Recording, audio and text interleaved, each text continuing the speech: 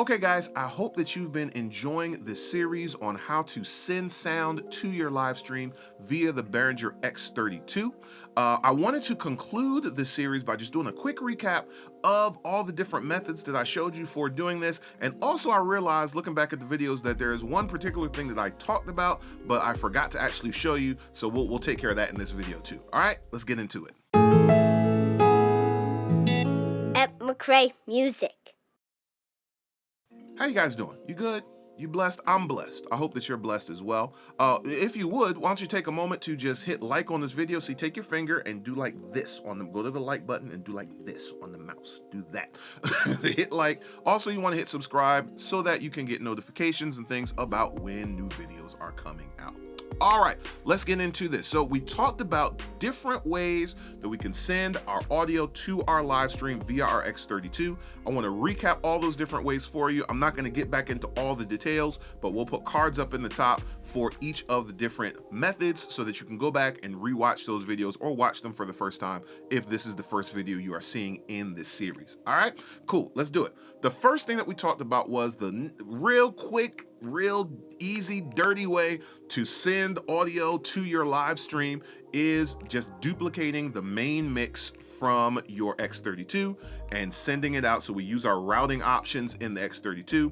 We set up our output where we have a duplicate output for our main mix, and we either are sending that out through our routing options via our USB cable, or we are sending it out through the physical outputs in the back of our console.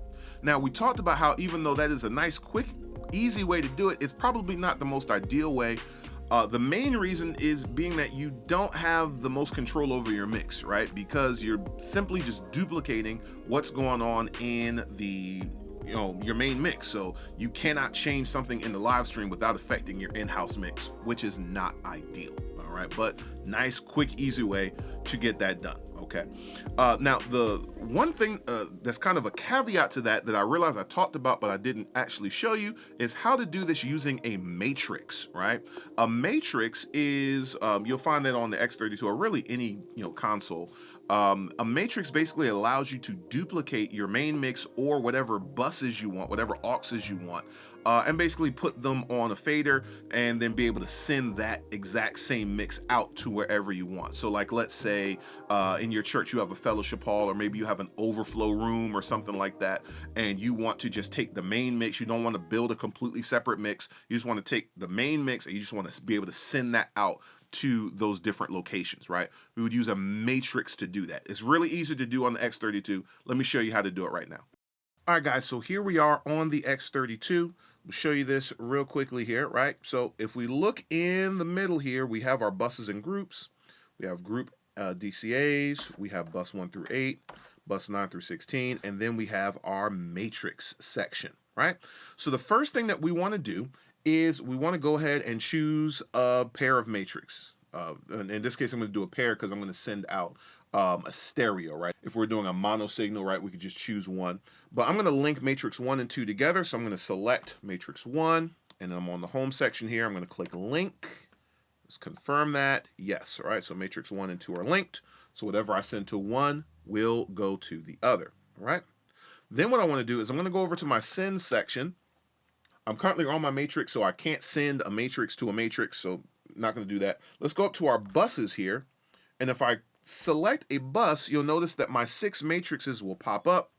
I can see matrix 1 and 2 as grouped together, level 1/2, and this is good. So I can do whatever. If I select 1 or 2, you can see it's panned left and right. So I want to do this for my main mix in this case. So I'm going to hit select on my main mix. And you can see I've actually already got this dialed in. I simply would dial in whatever level I want to send to the matrix, and boom, it will go to that matrix. There we go, right?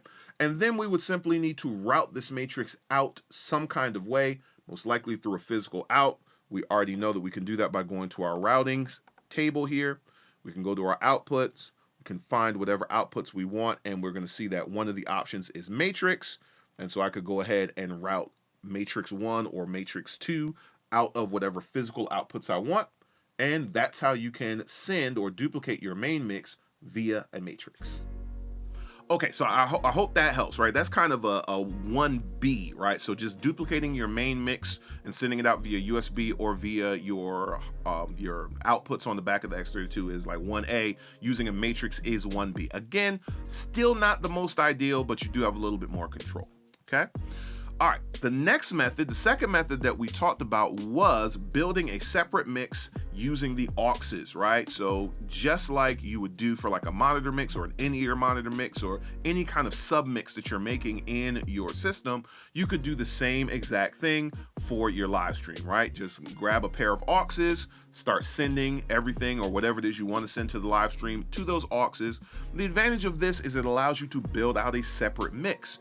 The reason that we want to do that is because oftentimes what, the acoustics of our room are impacting how we are mixing our house, right? So what you're hearing is informing the decisions that you're making when you are mixing for front of house. But those acoustics are not showing up in your live stream, right? They're not there. So you want to be able to have a separate mix. So if you notice you want to, change the levels of things, right? You need to pull the background vocals back because it's just smacking everybody in the face. You can do it that way, right? So that was the second way. But it's still not the most ideal way. In my humble opinion, the most ideal way to mix your live stream using the X32 is method number 3 that I taught you. And that is taking all the channels from your X32 and routing them into a DAW, right? And DAW, by the way, is Digital Audio Workstation for those who might not be familiar with that term. So you could use whatever DAW you want, right? You could use Logic Pro, which I would recommend because if you're most likely doing this, hopefully using a MacBook or a Mac Mini or something like that, probably want to stay away from Windows for this for reasons that you will quickly discover. If you start trying to use Windows to do these things in a church setting, you will quickly discover that that is not the best idea because a Windows update is going to run on Saturday night and you're going to come in on Sunday morning and all your drivers are not going to work. So that's another conversation for another time. But anyway, I recommend Logic Pro because you probably are using an Apple product. You can purchase that for a one-time fee. I believe it's like $200, and that's it. You don't have to worry about subscriptions. You don't have to worry about any of that stuff. Just use it, use all the stock plugins and things, and you're good to go, right? But you could use any DAW you want. If you want to use Pro Tools, you want to use Luna, you want to use Studio One, Reaper, whatever your favorite DAW is, Cubase, right? You can use that DAW. The point is, we send all of our channels into our DAW via the USB card that is on the back, or the audio interface card that's on the back of the X32. And what this is going to allow you to do is ideally mix your live stream in a completely separate space. First of all, even if you're in the same room as the front of house, you can still begin to make adjustments. You can do different EQs, you can do different compression. You basically have a whole separate mix that you can build out however you want for your live stream audience.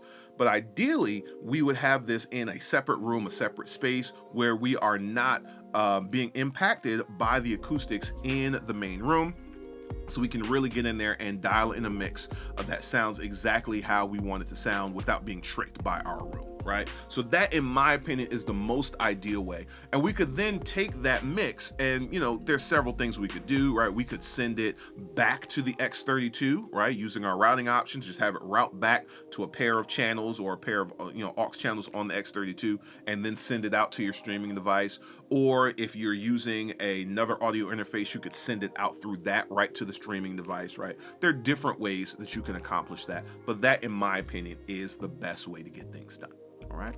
So I hope that helps you guys. Again, I hope that you have enjoyed this series. I want to do more stuff with the X32. I actually am probably going to end up doing a full series on the X32 at some point in time. So look out for that. Please feel free to like this video. Please feel free to subscribe to this channel so that you can get updates and know all the stuff that is coming, because we got a lot of stuff in the works for you guys that I hope is really going to help you out a lot. All right. It, of course, as always, has been a pleasure sharing with you, and I'm looking forward to seeing you guys in another video. All right.